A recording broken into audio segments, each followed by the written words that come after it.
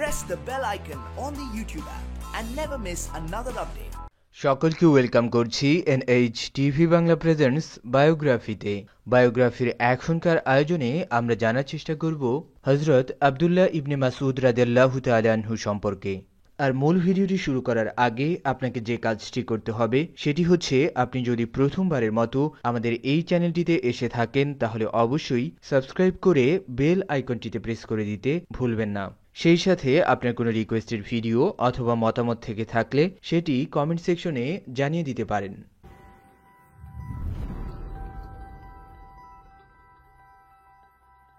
রাসূল পাক সাল্লাল্লাহু আলাইহি ওয়াসাল্লাম আব্দুল্লাহ ইবনে মাসউদ রাদিয়াল্লাহু তাআলা আনহু সম্পর্কে বলেছেন, যে ব্যক্তি বিশুদ্ধভাবে কোরআন পাঠ করে আনন্দ পেতে চায়, যেমন তা অবতীর্ণ হয়েছে, সে যেন ইবনু উম্মু আবেদের পাঠের অনুসরণ করে পাঠ করে। আর এই ইবনু উম্মু আবেদ হচ্ছে হযরত আব্দুল্লাহ ইবনে মাসউদ রাদিয়াল্লাহু তাআলা আনহু। এটা সেই সময়ের কথা যখন তিনি একজন কিশোর মাত্র, তখনও যৌবনে পদার্পণ করেননি। কুরাইশ গোত্রের এক সর্দার উকবা ইবনে আবি মুইতের একপাল ছাগল নিয়ে তিনি মক্কার গিরিপথগুলোতে চড়িয়ে বেড়াতেন। লোকে তাকে ইবনু উম্মু আবদ বলে ডাকত। তবে তার নাম আব্দুল্লাহ, পিতার নাম হচ্ছে মাসউদ, কুনিয়াত আবু আব্দুর রহমান এবং মাতার নাম উম্মু আবদ। তার গোত্রে যে একজন নবীর আবির্ভাব ঘটেছে সে সম্পর্কে নানা খবর এ কিশোর ছেলে সবসময় শুনতেন। তবে অল্প বয়স এবং বেশিরভাগ সময় মক্কায় সমাজ জীবন থেকে তাকে দূরে অবস্থান করতে হয়েছে, যে কারণে সে সম্পর্কে তিনি খুব একটা গুরুত্ব দিতেন না। নিয়ম অনুযায়ী প্রতিদিন সকালে উঠে উকবার ছাগলের পাল নিয়ে তিনি বের হয়ে যেতেন আর সন্ধ্যায় ফিরে আসতেন। একদিন এই কিশোর ছেলেটি দেখতে পেলেন যে দুজন বয়স্ক লোক, যাদের চেহারায় আত্মমর্যাদার ছাপ বিরাজমান, দূর থেকে তার ওই দিকে এগিয়ে আসছে। তারা ছিলেন এত পরিশ্রান্ত ও পিপাসার্ত যে তাদের ঠোঁট ও গলা শুকিয়ে কাঠ হয়ে গিয়েছিল। নিকটে এসে লোক দুটি সালাম জানিয়ে বলল, বৎস, এই ছাগলগুলি থেকে কিছু দুধ দুইয়ে আমাদেরকে দাও, আমরা পান করে পিপাসা নিবৃত্ত করি এবং আমাদের শুকনা গলা একটু ভিজিয়ে নেই। ছেলেটি তাদেরকে প্রত্যুত্তরে বলল, এ আমার দ্বারা সম্ভব নয়, ছাগলগুলি তো আমার নয়, আমি এগুলির রাখাল ও আমানতদার মাত্র। লোক দুটি তার কথায় অসন্তুষ্ট হলেন না, বরং তাদের মুখমণ্ডলে এক উৎফুল্লতার ছাপ ফুটে উঠল। তাদের একজন আবার বললেন, তাহলে এমন একটি ছাগি আমাকে দাও যা এখনো পাঠার সংস্পর্শে আসেনি। ছেলেটি নিকটেই দাঁড়িয়ে থাকা একটি ছোট্ট ছাগির দিকে ইশারা করে দেখিয়ে দিলেন। লোকটি এগিয়ে গিয়ে ছাগিটি ধরে ফেললেন এবং বিসমিল্লাহির রহমানির রহিম বলে হাত দিয়ে ধরে তার উলান মলতে লাগলেন। অবাক বিষয়ে ছেলেটি এ দৃশ্য দেখে মনে মনে বললেন, কখনো পাঠার সংস্পর্শে আসেনি এমন ছোট ছাগি কি দুধ দেয়? কিন্তু কি আশ্চর্য, কিছুক্ষণের মধ্যেই ছাগির উলানটি ফুলে ওঠে এবং প্রচুর পরিমাণ দুধ বের হতে থাকে। দ্বিতীয় লোকটি গর্ত বিশিষ্ট পাথর উঠিয়ে নিয়ে বাটের নিচে ধরে তাতে দুধ ভর্তি করলেন। তারপর তারা উভয়ে পান করেন এবং ছেলেটিকেও তাদের সাথে পান করতে বললেন। ইবনে মাসউদ রাদিয়াল্লাহু তাআলা আনহু বলেন, আমি যা দেখেছিলাম তা সবই আমার কাছে অবিশ্বাস্য মনে হচ্ছিল। আমরা সবাই যখন পরিতৃপ্ত হলাম তখন সেই পুণ্যবান লোকটি ছাগির উলানটি লক্ষ্য করে বললেন, চুপসে যাও, আর অমনি সেটি পূর্বের ন্যায় চুপসে গেল। তারপর আমি সেই পুণ্যবান লোকটিকে অনুরোধ করলাম, আপনি যে কথাগুলি উচ্চারণ করলেন তা আমাকে শিখিয়ে দিন। তিনি বললেন, তুমি তো শিক্ষাপ্রাপ্ত বালক। ইসলামের সাথে আব্দুল্লাহ ইবনে মাসউদের পরিচিতির এটাই হলো প্রথম কাহিনী। আর এই মহাপুণ্যবান ব্যক্তিটি অন্য কেউ ছিলেন না, বরং তিনি ছিলেন স্বয়ং রাসূল পাক সাল্লাল্লাহু আলাইহি ওয়াসাল্লাম। আর তার সঙ্গীটি ছিল আবু বকর সিদ্দিক রাদিয়াল্লাহু তাআলা আনহু।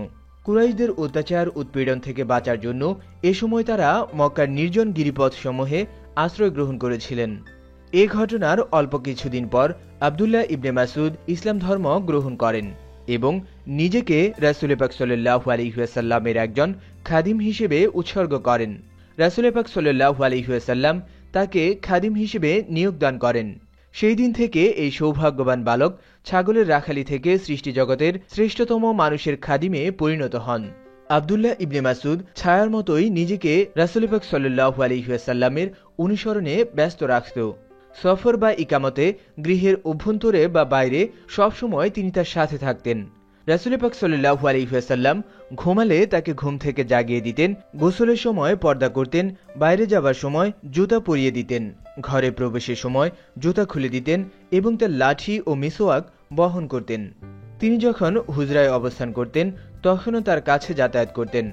রাসূল পাক সাল্লাল্লাহু আলাইহি ওয়াসাল্লাম তাকে যখনই ইচ্ছা তার কামরায় প্রবেশ এবং কোনো প্রকার দ্বিধাদ্বন্দ্ব ও সংকোচ না করে তার সকল বিষয় অবগত হওয়ার অনুমতি দিয়েছিলেন।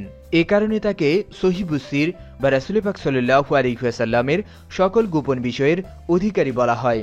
আব্দুল্লাহ ইবনে মাসউদ নবীগৃহে প্রতিপালিত হন, তাকে অনুসরণ করেন এবং তারই মতো আচার আচরণ ও চরিত্র বৈশিষ্ট্যের অধিকারী হন। এ কারণে তার সম্পর্কে বলা হয়েছে, হিদায়াত প্রাপ্তি, আচার আচরণ ও চারিত্রিক বৈশিষ্ট্যের দিক দিয়ে তিনিই হচ্ছেন রাসূল পাক সাল্লাল্লাহু আলাইহি ওয়াসাল্লামের নিকট উত্তম ব্যক্তি। ইবনে মাসউদ খোদ রাসূল পাক সাল্লাল্লাহু আলাইহি ওয়াসাল্লামের শিক্ষালয়ে শিক্ষালাভ করেন। তাই সাহাবীদের মধ্যে যারা কোরআন সবচেয়ে ভালো পাঠক, তার ভাব ও অর্থের সবচেয়ে বেশি সমজদার এবং আল্লাহর আইন ও বিধিবিধানের সবচেয়ে বেশি অভিজ্ঞ, তিনি ছিলেন তাদেরই একজন। একবার উমর রাদিয়াল্লাহু তাআলা আনহু আরাফাতের ময়দানে অবস্থান করছিলেন। এমন সময় এক ব্যক্তি এসে বলল, আমিরুল মুমিনিন, আমি কুফা থেকে এসেছি। সেখানে আমি দেখে এসেছি এক ব্যক্তি নিজের স্মৃতি থেকেই মানুষকে কোরআন শেখাচ্ছেন। এ কথা শুনে তিনি এত রাগান্বিত হলেন যে সচরাচর তাকে তেমন রাগ করতে দেখা যায় না। তিনি উটের হাওদার অভ্যন্তরে রাগে ফুলতে থাকেন। তারপর প্রশ্ন করলেন, তোমার ধ্বংস হোক, কে সে লোকটি? প্রত্যুত্তরে লোকটি বলল, আব্দুল্লাহ ইবনে মাসউদ। এই নামটি শোনার পর জ্বলন্ত আগুনে পানি ঢেলে দিলে যে অবস্থা হয়, হযরত উমর রাদিয়াল্লাহু তাআলা আনহু এর মধ্যেও অনুরূপ অবস্থার লক্ষ্য দেখা গেল। তিনি স্বাভাবিক অবস্থায় ফিরে এলেন। তারপর বললেন, তোমার ধ্বংস হোক, আল্লাহর কসম, এই কাজের জন্য তার চেয়ে অধিক যোগ্য কোনো ব্যক্তি বেঁচে আছে কিনা আমি জানি না। এ ব্যাপারে তোমাকে আমি একটি ঘটনা বলছি। উমর রাদিয়াল্লাহু তাআলা আনহু বলতে লাগলেন, একদিন রাতের বেলা রাসূল পাক সাল্লাল্লাহু আলাইহি ওয়াসাল্লাম আবু বকরের সাথে কথাবার্তা বলছিলেন। তারা মুসলিমদের বিভিন্ন বিষয় নিয়ে আলাপ আলোচনা করছিলেন। আমিও তাদের সাথে ছিলাম। কিছু সময় পর রাসূল পাক সাল্লাল্লাহু আলাইহি ওয়াসাল্লাম বের হলেন, আমরাও তার সাথে বের হলাম। বেরিয়েই আমরা দেখতে পেলাম এক ব্যক্তি মসজিদে নামাজে দাঁড়িয়ে, কিন্তু আমরা তাকে চিনতে পারলাম না। রাসূল পাক সাল্লাল্লাহু আলাইহি ওয়াসাল্লাম দাঁড়িয়ে কিছুক্ষণ তার কোরআন তেলাওয়াত শুনলেন। তারপর আমাদের দিকে ফিরে বললেন, যে ব্যক্তি বিশুদ্ধভাবে কোরআন পাঠ করে আনন্দ পেতে চায়, যেমন তা অবতীর্ণ হয়েছে, সে যেন ইবনে উম্মু আবদের পাঠের অনুরূপ কোরআন পাঠ করে। এরপর আব্দুল্লাহ ইবনে মাসউদ বসে দোয়া শুরু করলেন। রাসূল পাক সাল্লাল্লাহু আলাইহি ওয়াসাল্লাম আস্তে আস্তে তাকে লক্ষ্য করে বলতে লাগলেন, চাইতে থাকো, দেওয়া হবে, চাইতে থাকো, দেওয়া হবে। উমর রাদিয়াল্লাহু তাআলা আনহু বলেন, আমি মনে মনে বললাম, আল্লাহর কসম, আমি আগামীকাল প্রত্যুষেই আব্দুল্লাহ ইবনে মাসউদের নিকট গিয়ে তার দোয়া সম্পর্কে রাসূল পাক সাল্লাল্লাহু আলাইহি ওয়াসাল্লামের মন্তব্যের সুসংবাদটি দিয়ে আসব। সকাল সকাল আমি তার কাছে গেলাম। গিয়ে দেখি আবু বকর সিদ্দিক রাদিয়াল্লাহু তাআলা আনহু আমার আগেই তার কাছে পৌঁছে গেছেন এবং তাকে সুসংবাদটি দিয়ে ফেলেছেন। সত্যি, যখনই কোনো সৎ কাজে আবু বকরের সাথে আমি প্রতিযোগিতা করেছি, তখনই তিনি প্রতিটি ক্ষেত্রে বিজয়ী হয়েছেন। আল্লাহর পবিত্র কালাম, পবিত্র কোরআন সম্পর্কে হযরত আব্দুল্লাহ ইবনে মাসউদ রাদিয়াল্লাহু তাআলা আনহু কতখানি পারদর্শী ছিলেন তা সেটি তার একটি নিজের মন্তব্য থেকেই অনুধাবন করা সম্ভব। তিনি বলেন, যিনি ছাড়া আর কোনো ইলাহ নেই, সেই আল্লাহর কসম, আল্লাহর কিতাবের এমন একটি আয়াত নাজিল হয়নি যে সম্পর্কে আমি জানি না যে তা কোথায় নাজিল হয়েছে এবং কি সম্পর্কে নাজিল হয়েছে। আল্লাহর কিতাব সম্পর্কে আমার থেকে অধিক পারদর্শী কোনো ব্যক্তির কথা আমি যদি জানতে পারি এবং তার কাছে পৌঁছানো সম্ভব হয়, তাহলে আমি তার কাছে পৌঁছে যাই। আব্দুল্লাহ ইবনে মাসউদ রাদিয়াল্লাহু তাআলা আনহু কেবলমাত্র একজন ভালো কারি ছিলেন না, তিনি ছিলেন আলিম, আবিদ ও জাহিদও। সেই সাথে তিনি ছিলেন একজন কর্মঠ ও বিচক্ষণ ব্যক্তি এবং কঠিন বিপদ মুহূর্তে অগ্রগামী একজন মুজাহিদ। তার জন্য এই গৌরবটুকুই যথেষ্ট যে রাসূল পাক সাল্লাল্লাহু আলাইহি ওয়াসাল্লামের পর তিনি ভূপৃষ্ঠের প্রথম মুসলিম যিনি প্রকাশ্যে কুরাইশদের মাঝে কোরআন পাঠ করেছিলেন। রাসূল পাক সাল্লাল্লাহু আলাইহি ওয়াসাল্লামের সাহাবীরা একদিন মক্কায় একত্র হলেন। তারা সংখ্যায় অল্প ও দুর্বল। নিজেদের মধ্যে তারা বলাবলি করলেন, আল্লাহর শপথ, প্রকাশ্যে কোরআন তেলাওয়াত করে কুরাইশদেরকে কখনো শোনানো হয়নি। তাদেরকে কোরআন শোনাতে পারে এমন কে আছে? আব্দুল্লাহ ইবনে মাসউদ রাদিয়াল্লাহু তাআলা আনহু বলেন, আমি তাদেরকে শোনাবো। অন্যরা বললেন, তোমার ব্যাপারে আমাদের ভয় হচ্ছে। আমরা এমন এক ব্যক্তিকে চাই যার লোকজন আছে। কুরাইশরা তার উপর কোনরূপ অত্যাচার করতে চাইলে তারা তখন বাধা দিতে পারবে। ইবনে মাসউদ বললেন, আমাকে অনুমতি দিন, আল্লাহ আমাকে হিফাজত করবেন। এ কথা বলে তিনি মসজিদের দিকে রওনা হলেন এবং মধ্যাহ্নের কিছু আগে মাকামে ইব্রাহিমে এসে পৌঁছালেন। তিনি মাকামে ইব্রাহিমের নিকট দাঁড়িয়ে জোরে জোরে কোরআন তেলাওয়াত শুরু করলেন এবং তিনি আল্লাহর নামে শুরু করে সূরা আর রহমান তিলাওয়াত শুরু করলেন। কুরাইশরা তার কোরআন তেলাওয়াত শুনে চিন্তায় পড়ে গেল। তারপর একে অপরকে প্রশ্ন করল, ইবনু উম্মু আবদ কি বলে? তার সর্বনাশ হোক। মুহাম্মদ সাল্লাল্লাহু আলাইহি ওয়াসাল্লাম যা বলে সে তো তাই পাঠ করছে। এরপর সকলেই তার দিকে ধেয়ে আসলো এবং নির্দয়ভাবে তাকে মারতে লাগলো। সেই অবস্থার মধ্যেও তিনি যতটুকু পারলেন ততটুকু তিলাওয়াত করলেন। তারপর তিনি রক্তাক্ত দেহে সঙ্গীদের কাছে ফিরে এলেন। তারা বললেন, আমরা এরই আশঙ্কা করেছিলাম। তিনি বললেন, আল্লাহর কসম, আল্লাহর শত্রুরা এখন আমার কাছে অতি তুচ্ছ, যা আগে ছিল না। আপনারা চাইলে আগামীকালও আমি এমনই করতে পারি। সবাই প্রত্যুত্তরে বললেন, না, যথেষ্ট হয়েছে, এবং তুমি তাদেরকে তাদের অপছন্দনীয় কথা শুনিয়ে দিয়েছ। আব্দুল্লাহ ইবনে মাসুদ ইসলাম গ্রহণ করার পর এবং তা সকলের কাছে প্রকাশ হয়ে যাওয়ার পর তিনি নানাভাবে অত্যাচারের শিকার হন। বাধ্য হয়ে 2 বার হাবশায় হিজরত করেন। অবশেষে মদিনায় চিরদিনের জন্য হিজরত করে চলে যান।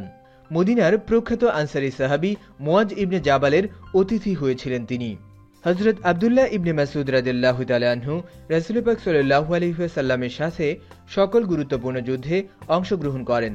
বদর যুদ্ধ, উহুদ, খন্দক, হুদাইবিয়া, খাইবার সহ মক্কা বিজয়েও তিনি রাসূল পাক সাল্লাল্লাহু আলাইহি ওয়াসাল্লামের সাথে ছিলেন। হুনাইনের যুদ্ধে কাফিরদের অতর্কিত আক্রমণে 10,000-এর মুসলিম বাহিনী বিক্ষিপ্ত হয়ে পড়ে। মাত্র 80 জন যোদ্ধা নিজেদের জীবনকে বাজি রেখে রাসূল পাক সাল্লাল্লাহু আলাইহি ওয়াসাল্লামের চতুর্পার্শ্বে অটল থেকেছিলেন। আব্দুল্লাহ ইবনে মাসুদ ছিলেন সেই 80 জনের অন্যতম একজন। হযরত আব্দুল্লাহ ইবনে মাসুদ রাদিয়াল্লাহু তাআলা আনহু সেই এক মুঠো ধুলো রাসূল পাক সাল্লাল্লাহু আলাইহি ওয়াসাল্লামের হাতে স্বয়ং নিজে তুলে দিয়েছিলেন। এরপর রাসূল পাক সাল্লাল্লাহু আলাইহি ওয়াসাল্লামের ওফাতের পর দীর্ঘদিন যাবৎ তিনি সকল প্রকার কর্মকাণ্ড থেকে নিজেকে দূরে সরিয়ে রেখেছিলেন। তবে উমর রাদিয়াল্লাহু তাআলা আনহু এর খিলাফতকালে হিজরির 15 সনে তিনি আর বসে থাকতে পারলেন না। জিহাদের ডাকে সাড়া দিয়ে ইয়ারমুক যুদ্ধে বেরিয়ে পড়েন এবং বীরত্বের সাথে যুদ্ধ করেন। হিজরি 20 সনে খলিফা উমর রাদিয়াল্লাহু তাআলা আনহু তাকে কুফার কাজী নিয়োগ করেন। কাজীর দায়িত্ব ছাড়াও বাইতুল মাল, শিক্ষা ও প্রশিক্ষণ এবং কুফার ওয়ালির উজিরের দায়িত্বও তার উপর ন্যস্ত করা হয়। পুরো 10 বছর অত্যন্ত দক্ষতার সাথে এতগুলি দায়িত্ব তিনি পালন করে চলেছেন। এই দীর্ঘ সময়ে খলিফা উমর রাদিয়াল্লাহু তাআলা আনহু এর শাহাদত বরণ, উসমান রাদিয়াল্লাহু তাআলা আনহু এর খিলাফতের দায়িত্বভার গ্রহণ সহ কুফার ওয়ালির রদবদল হয়েছে, কিন্তু আব্দুল্লাহ ইবনে মাসুদ স্বীয় পদে বহাল থেকেছেন। খলিফা উসমানের খিলাফতের শেষ পর্বে আব্দুল্লাহ ইবনে মাসুদকে তার দায়িত্ব থেকে অব্যাহতি দেওয়া হয়। তিনি সঙ্গী সাথী ও পরিবার পরিজন সহ কুফা থেকে হিজাজের দিকে যাত্রা করেন। পথে মরুভূমিতে বারজা নামক স্থানে পৌঁছে জানতে পারেন প্রখ্যাত সাহাবী আবু যর গিফারি রাদিয়াল্লাহু তাআলা আনহু সেখানে অন্তিম শয্যায়।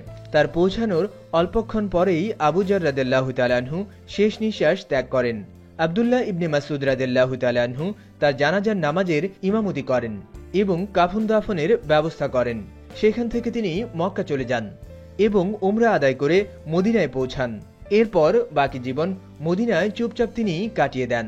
হিজরির 32 সনে আব্দুল্লাহ রাদিয়াল্লাহু তাআলা আনহুর বয়স যখন 60 বছরের উপরে, হঠাৎ একদিন এক ব্যক্তি তার কাছে এসে বলতে লাগলেন, আল্লাহ আমাকে আপনার জানাজা থেকে বঞ্চিত না করুন। গত রাতে আমি স্বপ্নে দেখেছি রাসূল পাক সাল্লাল্লাহু আলাইহি ওয়াসাল্লাম একটি মিম্বারের উপর, আর আপনি তার সামনে। তিনি আপনাকে বলছেন, ইবনে মাসুদ, আমার পরে তোমাকে ভীষণ কষ্ট দেয়া হয়েছে, এসো, আমার কাছে চলে এসো। এই স্বপ্নটি সত্যি পরিণত হলো। এর অল্প কিছুদিন পরেই তিনি রোগে আক্রান্ত হন এবং সেই রোগেই মৃত্যুবরণ করেন। আর এভাবেই রাসূল পাক সাল্লাল্লাহু আলাইহি ওয়াসাল্লামের অন্যতম সহচর ও পবিত্র কুরআনের অগাধ পাণ্ডিত্যের অধিকারী হযরত আব্দুল্লাহ ইবনে মাসুদ রাদিয়াল্লাহু তাআলা আনহু পরলোক গমন করেন। আল্লাহ তাআলা ইসলামের এই মহান মনীষীকে জান্নাতের সর্বোচ্চ মাকাম দান করুন, সেই প্রত্যাশা ব্যক্ত করে এখনকার মতো ভিডিওটি এখানেই শেষ করছি। That's it all about our today's video. Thank you very much for being with us and see you later in next videos.